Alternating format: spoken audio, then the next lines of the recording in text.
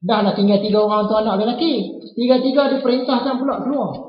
Yang Sam tadi diperintahkan pergi ke sekitar tanah Arab lah, sekitar Kanaan. Yang Ham tadi diperintahkan pergi ke benua Afrika. Nak jumpa bukan senang. Yang Yafid pula diperintahkan pergi ke utara, ke Eropah, ke Rusia semua tu. Ya, berpisah pula dengan anak-anak yang tercinta. Jadi begitu banyak ujian yang dilalui oleh Nabi Nuh. Memang layaklah dia digelar Rasul Ulul Azmi. Setelah diuji barulah dia dapat keteguhan hati. Kita pun macam tu lah. Lepas kita diuji dah kena teruk dah, hati kita akan jadi teguh, insya-Allah. Yang kedua, Nabi Ulul Azmi yang bernama Nabi Ibrahim. Sebelum dia lahir lagi, pemerintah iaitu Raja Namrud dah dapat mimpi dah. Tahun ni budak lelaki lahir bunuh.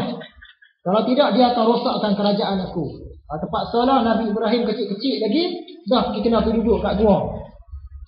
Bila dia besar sikit bergaduh pula dengan bapak dia. Sebab bapak dia tukang buat berhala. Bayangkanlah Nabi Ibrahim ni bapak dia tukang buat berhala. Dia duk berfikir pula kenapa bapak buat berhala, kenapa semua berhala. Berhala ni tak ada kuasa, bergaduh pula dengan bapak dia, ujian juga tu. Bila dia sebarkan agama tauhid, dia ditangkap dan dibakar pula, ujian pula lagi. Dimalukan orang, dipulakan orang, dibakar. Lepas daripada tu kena berhijrah pula.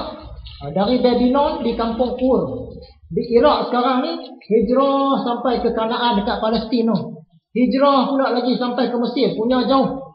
Nabi Muhammad pun sendiri hijrah tak jauh. Mekah Madinah, Nabi Ibrahim jauh dia punya hijrah. Patah balik pula ke Kanaan. Kemudian pergi pula ke tanah Arab, ke Mekah. Patah balik pula Palestin, ulang alik. Ini semua ujian. Kalau kita memang kita tak larat nak tempuh. Tapi Nabi Ibrahim ni dia ada keteguhan hati. Apabila sampai ke Mesir, isteri kesayangan dia Sarah pula. Sarah ni cantik, Siti Sarah. Bila dapat tahu kepada Raja Mesir, dia rampas pula Siti Sarah. Nasib baik rampas pun sekejap.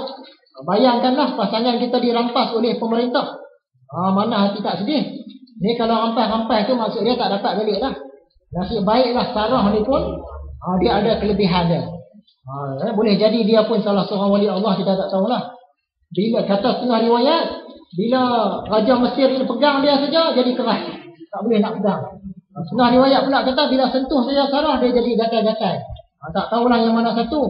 Tapi yang pastinya Raja Mesir tak boleh nak pegang Sarah.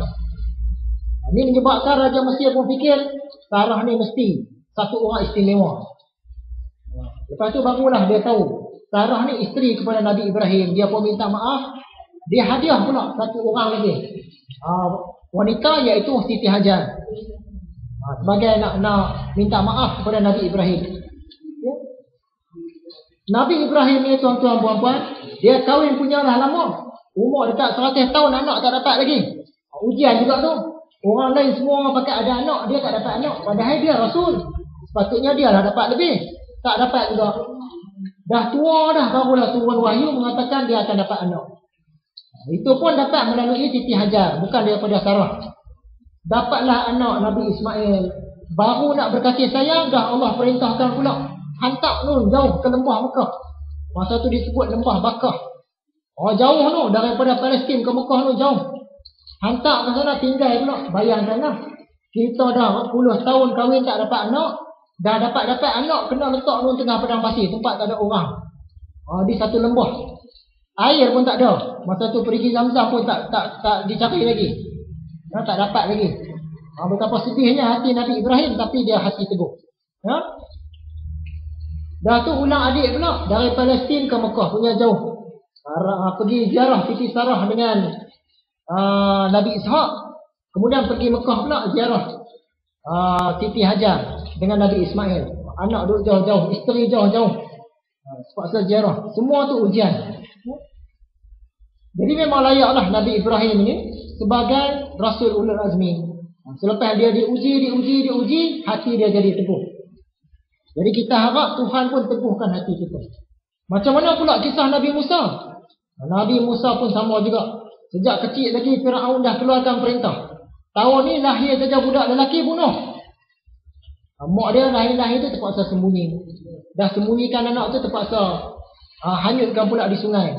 Bayangkanlah anak kita baru lahir terpaksa bubuh dalam bakul, dia hanyut ke sungai. Sungai Nil tu punya orang besar. Kata mati dah anak ni. Nasib baiklah Tuhan selamatkan, Firaun jaga. Dah Firaun jaga, Firaun nak bunuh pula. Sebab dia tarik sangkut Firaun. Nasib baiklah tak jadi bunuh. Sebab isteri Firaun sayang kat Nabi Musa.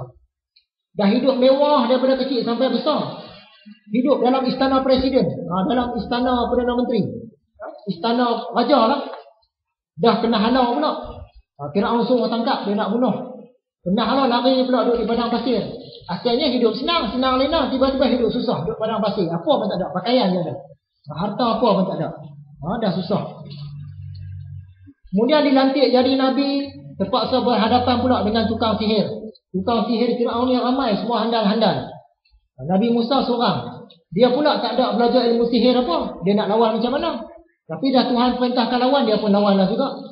Lawanlah dengan tongkat dia tu, menang. Dah menang dengan tongkat, dah Firaun pula marah, kejar pula. Dia usir pula Nabi Musa dengan orang Bani Israel. Terpaksalah sampai ke tepi laut. Tentera Firaun pun dia nak kepung. Barulah diperintahkan ketuk tongkat, terbelah laut. Lintas pula laut. Dah lintas laut tu bukan senang. Dah lintas laut tu pula puluhan tahun duduk di padang pasir. Tak ada negeri, tak ada negara. Rumah pun tak ada. Duduklah dalam kemah-kemah di padang pasir. Meraya-raya padang pasir. Sampailah Nabi Musa wafat. Tu dia punya ujian. Semua hebat-hebat ujian ni. Nabi Isa pula macam mana? Nabi Isa ni miskin. Dia antara Nabi yang termiskin. Dia tak ada harta langsung. Yang ada pakaian dia saja. Dia mengembara berkelana tu apa pun tak ada. Rumah tak ada. Kata setengah orang dia ada sekeping papan je. Ini kata setengah orang lah riwayat. Sumber tak sahih.